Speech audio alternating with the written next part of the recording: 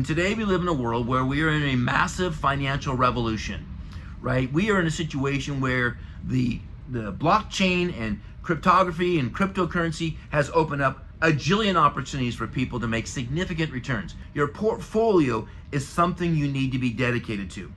Now you may think, well, I don't have a lot of money to do. Well, $100 a month. $100 a month over a lifetime is hundreds and hundreds of thousands of dollars. Invested well, it's millions of dollars.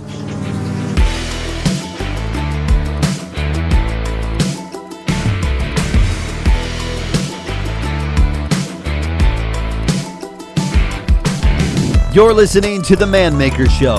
Welcome to Season 1 with your host, Brad Walgamot.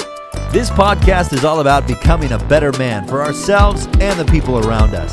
So if you enjoy this episode, whether you're on your way to work or mowing the lawn, make sure to share this with somebody, like, and subscribe. Well, I hope you're ready, because here we go.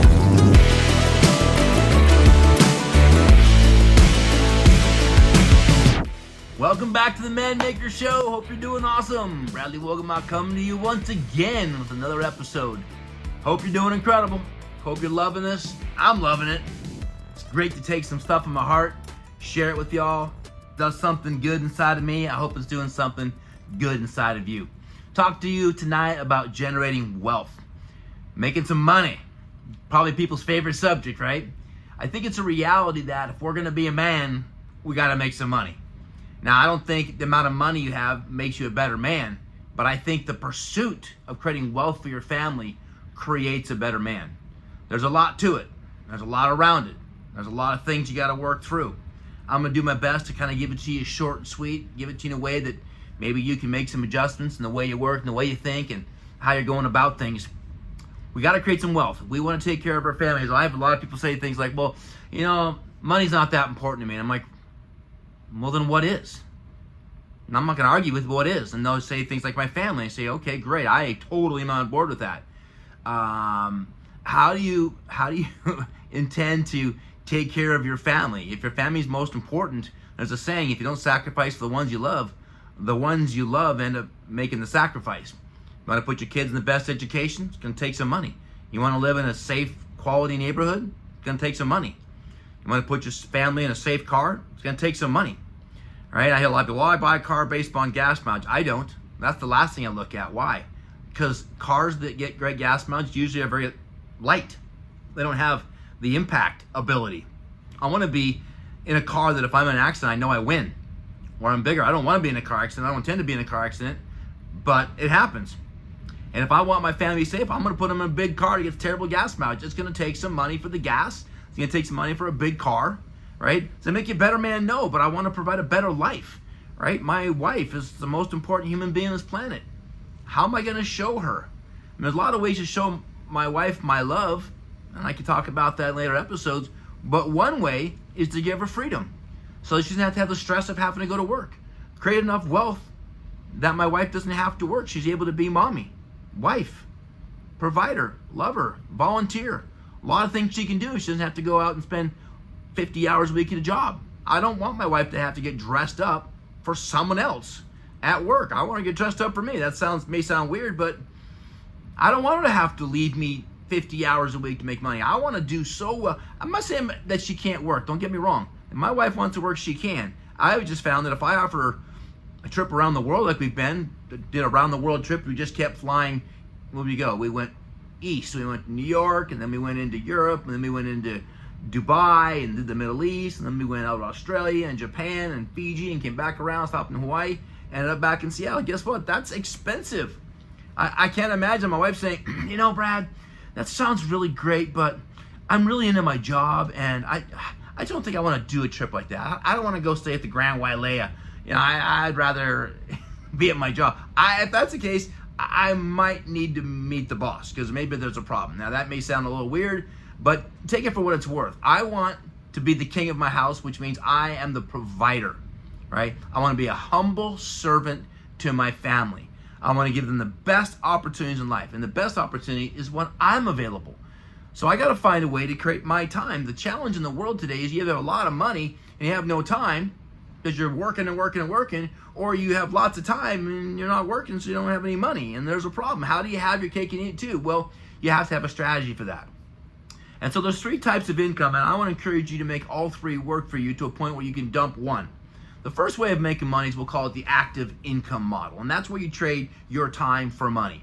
Whether that be owning a business and you're grinding away, building your company, making profits, or you're working for somebody else, but you're trading your hours for dollars. If you're a lawyer making $300, $400, $500, $600 an hour, if you're a surgeon making thousands of dollars an hour, or you're working at Boeing and you're building aircraft, you're trading your time for money. Now, that's the lowest form of income generation, but it's important because it pays the bills, but it will never get you freedom. You might make enough money at your job that your wife doesn't have to work and you can provide proper education, but the price they pay is you're working all the time. You don't have a chance to really be the dad you want to be. You don't get a chance to coach the Little League. You don't have a chance to go on these amazing trips and volunteer your time and do the things that really matter. I want to live a life where my value system is matched with my effort. The things that I value the most get the most amount of my time. If my walk with God is the most important thing, well, how do I have the time to do that? How can I share that? How can I serve? How can I make a greater impact? How can I help expand the kingdom? Well, I mean, those are important things to me. And if I'm so busy making a living, I have time to make a difference, well, that's a problem. So the active income is important. And so to talk about that, I really want to challenge you to make as much money as you can with the intention of dumping that situation so it doesn't run the rest of your life. But there will be a season of your life. There are 3 seasons of wealth development, and there are 3 ways of making money. The first season of wealth development is called the accumulation season, and that's when you're going to accumulate your wealth. We'll talk about the second 2 seasons in a minute. But the accumulation season for most people is 10, 20, 30 years. If you can expedite things by making the second 2 ways of making money, you can shorten that by decades if you work hard enough and are in the right situations. I was able to get economically free while I didn't have to answer demand in my 20s. And I've run businesses ever since, but I've always run business with the intention that they ran themselves. So the idea of an active income is it needs to be preparing you to develop the second form of income. Whatever that job is, whatever that business is, do your best. Be early, stay late, do the extra work, demand as much money as you can by adding value. Don't demand it because you've been there 1 year, 2 years, 3 years, 5 years, expect your raise. Make them have to pay you more money or you're leaving because you're so valuable that it's worth them to give you hundreds of thousands of dollars, or you leave and take your talent to the competition. Make yourself unreplaceable. Make yourself so valuable that they have to keep giving you wage increases. And in doing so, develop the mindset of success, the mindset of prosperity, the mindset of wealth generation so that you can develop your second income. And that's a passive income. A passive income, and that's a common term today, but basically what it means is you've developed something that the money comes in, but it doesn't continue to control your time. The internet has opened up hundreds of opportunities for businesses to scale in a way that they can duplicate themselves. If you're a trainer, they make a video and they can put people on a subscription basis on videos you've created and generated.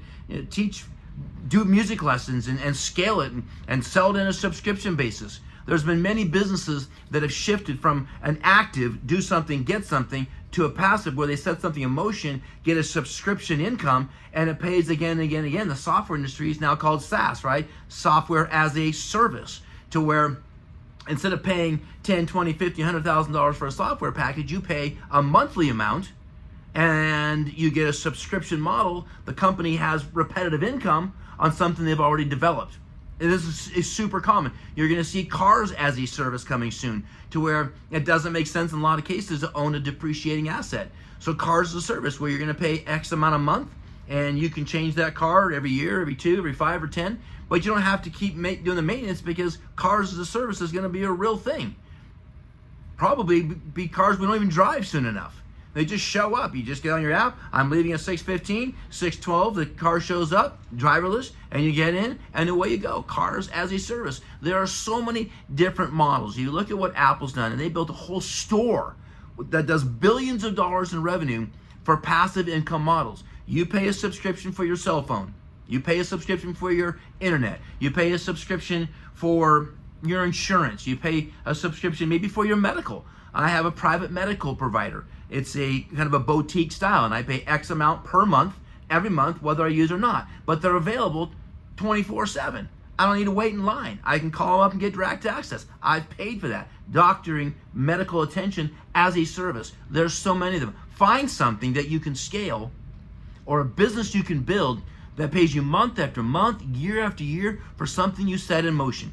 Maybe it's training. Look at what like an Anthony Robbins or all these great trainers out there. And they have these models where you watch their videos and audios and you learn their skills and you go out there and apply that and build a company that creates dynamic wealth. They've scaled themselves to create a passive income. A lot of people think real estate is a passive income. In a lot of ways it is, but it takes a lot of money to make a lot of money in real estate. So a lot of people can't play. But it is a way to create passive income by having lots of rentals. I have a lot of different pieces of real estate, and they pay nicely, but you got to have the money to pay to play, and that's usually something that prohibits people from getting involved. If you've got a skill, find a way to scale it. Maybe you teach yoga, great yoga instruction. Maybe you teach meditation. Maybe you teach languages. A friend of mine learned Mandarin and created a whole educational program to teach Mandarin to English students and to teach English to Mandarin students, and sold a software package, and it goes subscription, and they make money month after month after month after month. There are dozens, if not hundreds, if not thousands of ways to create a passive income where you do the work once and get paid multiple times. Ideally, you create something that pays you 3 or 4 ways for doing the same thing. It wasn't that long ago I built a log cabin, and when I went and looked at log cabin companies, I met the one I chose. They had a company that fell the trees. They had a company that prepared the logs for the cabins. They had a company that sharpened and repaired chainsaws. They had a company that built doors and windows for log cabins. They had a company that did the chinking, the white stuff in between the logs. They had an installation company. They were all separate companies. When you ordered a building, they had 4 or 5 different revenue sources on the same thing. So maybe you teach a business and you get paid for mentorship, and while it runs a business, you get some kind of overrides, residuals on the franchise or the business you develop. There are lots of ways to do this. Research it. If you have an active income, it's probably consuming all your time. It will consume your time until you can't give it time anymore. You reach a point where you maximize how much you can get per hour. If you create passive and it's scalable, it's unlimited income as long as you can continue to scale it around the world in different languages and in different situations. So be committed to be the best at your active. Be committed to find a way to generate some form of an ongoing passive income that comes in month after month, year after year, because you set it in motion. It's so good that people are willing to pay a monthly retainer to use that particular service or skill that you've developed. When you've done those 2 well, then you can move into the third type of income, and that's portfolio income. And today we live in a world where we are in a massive financial revolution, right? We are in a situation where the blockchain and cryptography and cryptocurrency has opened up a jillion opportunities for people to make significant returns. If you've been an active investor and you bought stocks like Amazon or Apple or Facebook or any of these big FANG stocks as they call them, and you invested well, they've generated a lot of long-term wealth. You bought real estate and it goes up in appreciation. Your portfolio is something you need to be dedicated to. Now you may think, well, I don't have a lot of money to do. Well, $100 a month. $100 a month over a lifetime is hundreds and hundreds of thousands of dollars. Invested well, it's millions of dollars. Understand that, who was it called, like the 5th natural wonder of finance, and that is the power of compounding income, that it makes money on money on money on money. And I know it sounds to some people like a real dream, but it starts off doing a budget when you don't have any money. You want to be a man, you want to lead your family, you want to be significant, you're going to have to create some wealth. It's kind of difficult to do when you don't have any money. Now, I'm not saying it can't be done. I'm just saying I want to be able to live my life with my family, not be so busy making a living I don't have a chance to invest into them. I want to be my wife's best friend and lover and provider and a king and something she's proud to be around, honored to be by my side, because I am honored and blessed and proud to be by her side. But if I'm gone all the time, that's difficult. So you need to find a way to generate money from your money. When you've got your passive going right, you get your portfolio going right, then you can dump the active income because you won't need it.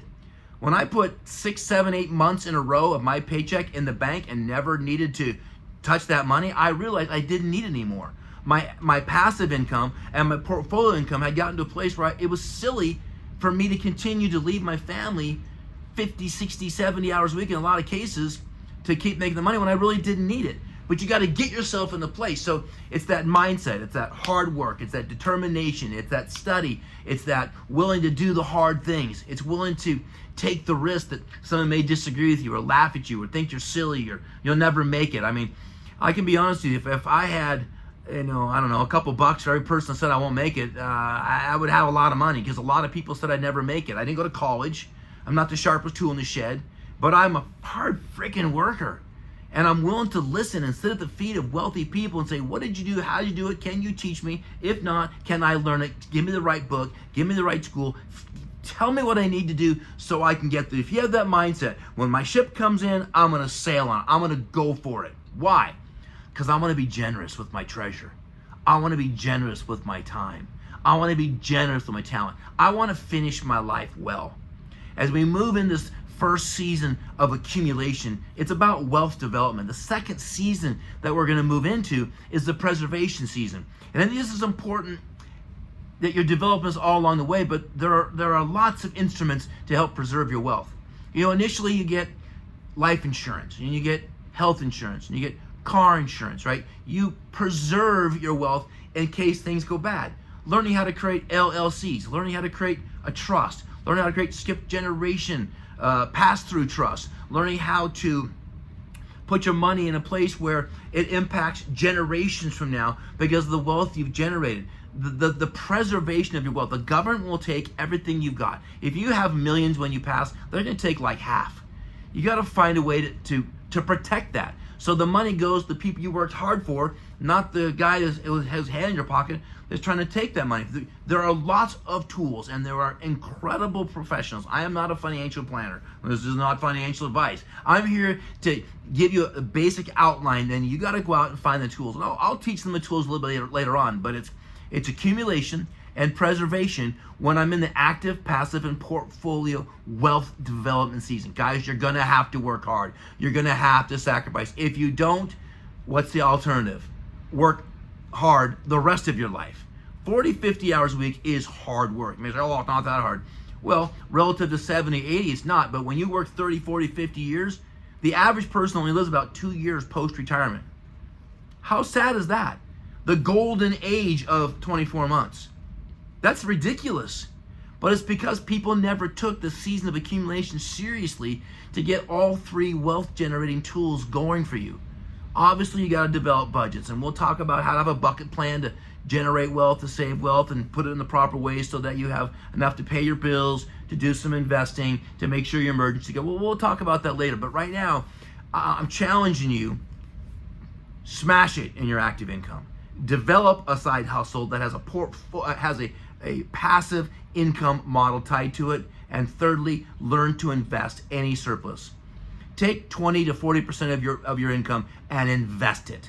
If it's going to be based on your risk tolerance and your time horizon. How much can you risk and not have it freak you out? If you don't sleep well because you're worried about losing your money, then put it into things like bonds or super secure, long, large, multi-billion dollar, $1 trillion companies that are going to be around for the next 10, 15, 20, 30, 40 years. Right? If you're a little more cavalier, well, the crypto industry might be for you. It has wild ups and wild downs. I've lost hundreds of thousands of dollars and made hundreds of thousands of dollars in a 12-month period of time because of the risk involved. The banking industry is going through a revolution. There's good guys and there's bad guys. If you get in a crypto project and it's bad guys, you're going to get ripped off. If you get a passive project with great people, a great model, and strong ethics, it's ridiculous to look at the multitudes of wealth that you can create, the accumulation, that compounded income. So when we're in the accumulation, and then we're in the preservation, the third stage is where I really want you to get to, and that's the distribution season of your life. And that's where you're going to basically take the rest of your life and dedicate it to giving it away. Right? I love what Christopher Columbus said. He called it his financial theory for life. He said, study as much as you can, work as much as you can, and mentor as many people as you possibly can, and give it all away, all your T's. I mean, you can't take anything with you other than your soul when you get to meet Jesus and go to heaven. So empty the coffers. Set up funds. Set up things in hospitals. Set your kids up in a way where they have to work for it, because if you just give it to them, it's probably going to ruin them. Find a way that as they have certain thresholds of development and breakthrough and impact, that you start releasing funds to them so it doesn't wreck them. But give them a really solid financial incentive for certain levels of achievement. I've heard stories about people that pay their kids, $5 for every book they read, $10 for every book they finish, $100 for every seminar they go to, where they motivate them economically to advance their mind. So you study as much as you can, you work as much as you can, and you mentor as many as you can. This allows you, as you move into distribution, your goal is to take everything you've got and give it away. When I'm done with the Man Maker program, which will probably take years, if not the rest of my life, I want to have everything that has been blessed into my brain, my heart, my body, soul, my pockets, and I want to give it all away. I want you to have it. I want you to own it, but I want you to expand it. I want you to get on my shoulders and go to lands I couldn't see. I want you to do things I couldn't dream of. If I can teach you how to break through, if I can teach you how to reach higher, if I can teach you to confess more, if you can partner with the principles of prosperity, then guess what? You're going to win. You're going to win. It doesn't take luck. It takes determination and grit, and that's part of being a man. Not sitting around and hoping it all works out. Now, you can disagree with me if you want, but I know this much. If I want to bless people in my life, I need to have those 4 T's working for me. And one of those is going to be my treasures. Create an education program.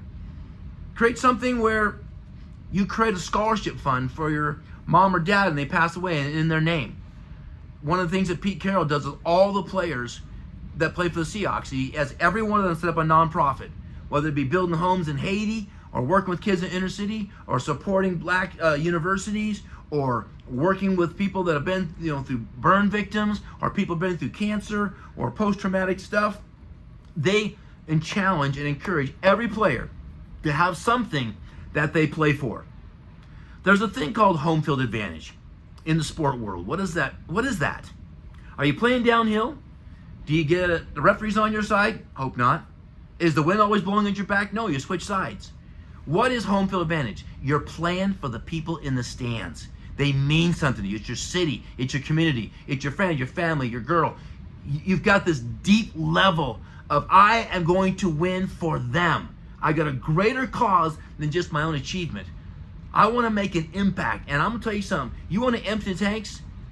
You will when you've got something to fight for and die for and lay it down. Something far greater than you. Something that can only be done if you take that shot. So the idea of this final season of your life that you'll get to many years from now is to have a goal to take the rest of your life and give it away. Through your knowledge, through your wealth, through your generosity, through your spirit, your soul, your love. I don't know if you've noticed this, but it seems as though as people get older, they get grumpier. And I think it's because they get so self-absorbed. I've heard someone say that aging is the aggressive pursuit of comfort. Oh, that hit me like a ton of bricks here now. I heard that because really, as we get older, we don't want to try harder. We don't want to be hot or cold. We don't want to sweat. We don't want to grind. We want things to, you go on a vacation and you want your vacation to look exactly like where you live. You just want comfort. I don't believe that. That's why I do ice baths. That's why I jump in a frozen lake. I want to pursue discomfort because that's where growth, that's where breakthrough, that's where excellence, that's where the 1 in a million situations happen.